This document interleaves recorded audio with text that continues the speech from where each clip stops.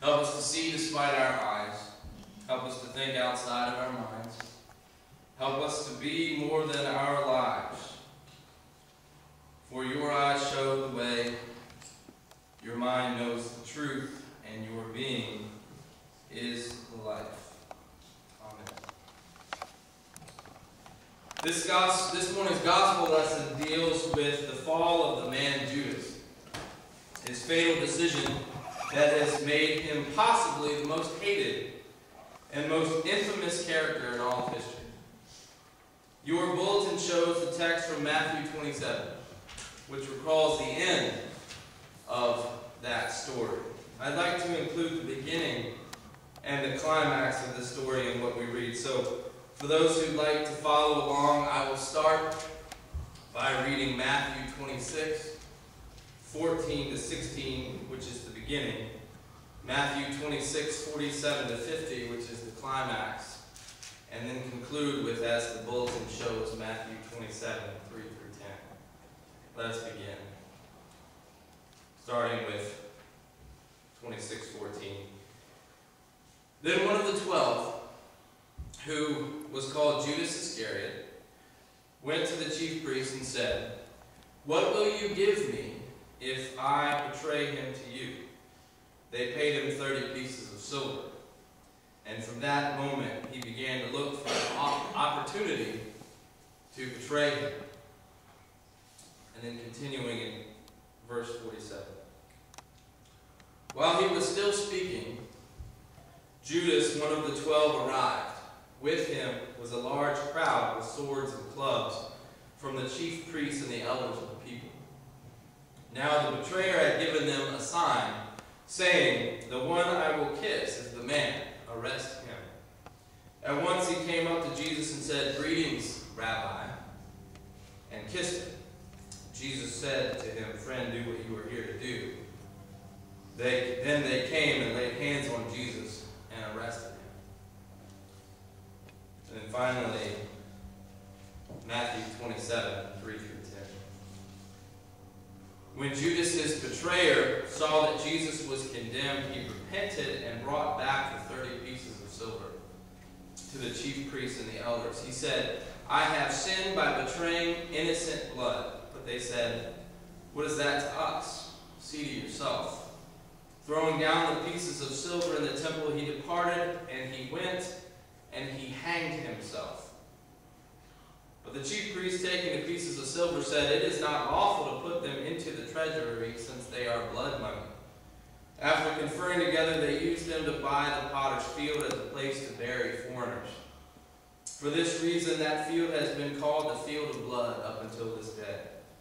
Then was fulfilled what had been spoken through the prophet Jeremiah.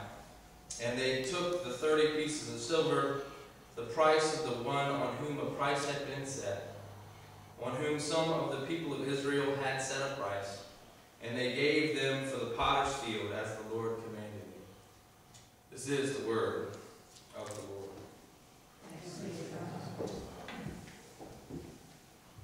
In this full story of the fall of Judas, we see him make his choice, carry it through, and then, unable to live with his guilt, he makes a decision to end his own life. It is truly a tragic story. I challenge you to come up with a person from history who has fallen so far, so fast, and so fully.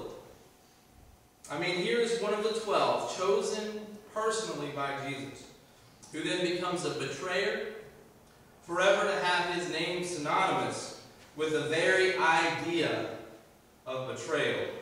American traitor Benedict Arnold, referred to many times in literature as the Judas, and that's 1700 years plus later. In one of my favorite movies that I've mentioned before, "Oh Brother, Where Art Thou?" when the character Pete's brother turns the gang into the cops, Pete yells out, calling his brother, "Judas Iscariot Hogwallop." I mean, what was Judas thinking? Why? What possible rational reason could someone have for betraying the Prince of Peace, the Son of God, Emmanuel, a man who has healed so many and set so many free. I mean, we cannot fathom it. The possibility is so far from our understanding. And we have wondered as Christians for the last 2,000 years, why? And for just 30 pieces of silver. Much study has been put into the whys of Judas.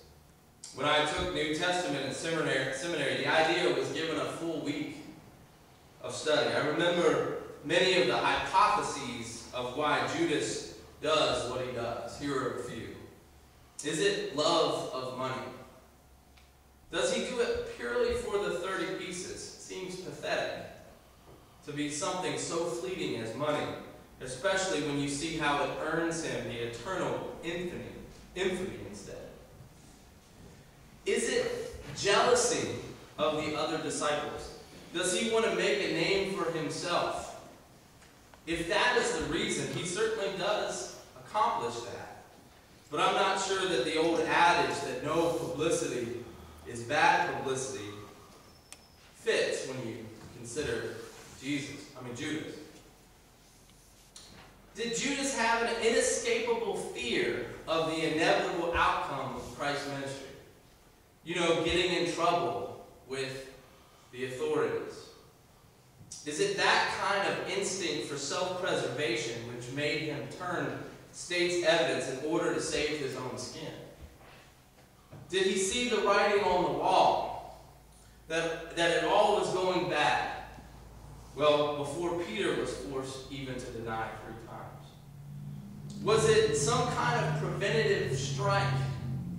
But you'd have to think there would be other ways to weasel out of that guilt by association rap. My favorite, which seems to me the most logical, is that Judas wanted something more from Jesus' ministry. But there is really no way of knowing for sure, because Judas exits the scene by his own hand before anyone could get the real scoop in that all-important, exclusive interview. You know, where he sets the record straight, telling for once and for all his side of the story. That never happens. But maybe Judas wanted something more. Maybe he was growing more and more dissatisfied with the brand of Messiah that he had signed on with. This is the Judas depicted in Andrew Lloyd Webber and Tim Rice's rock opera, Jesus Christ Superstar. The brooding Judas wants Jesus to be a military leader.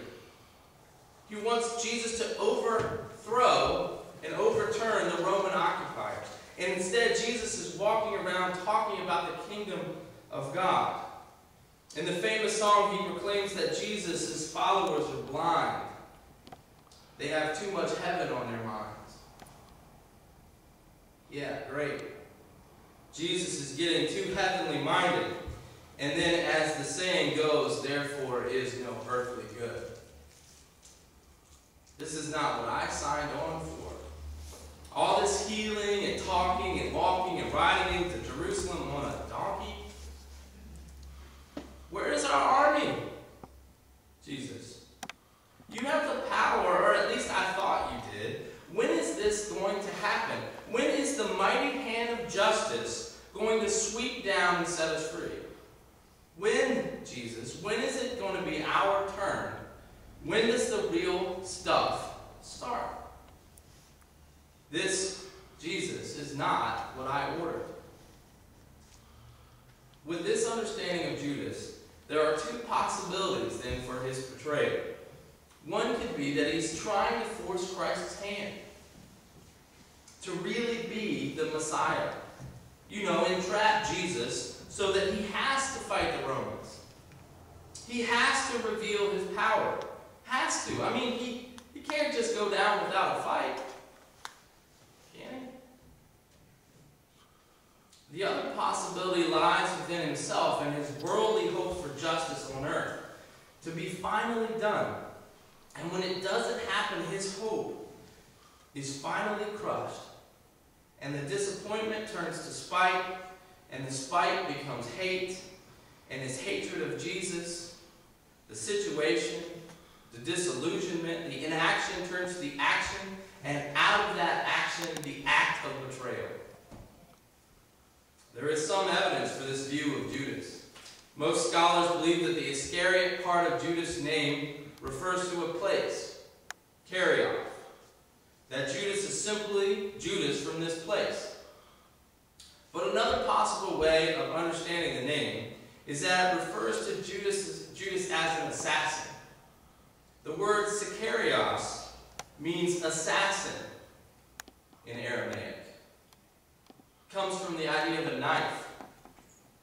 It is possible that the name could refer to Judas as being a radical revolutionary, much like Simon the Zealot is thought to be. If this is the case, one could surely see that Jesus' brand of messiahship would not be what Judas had ordered.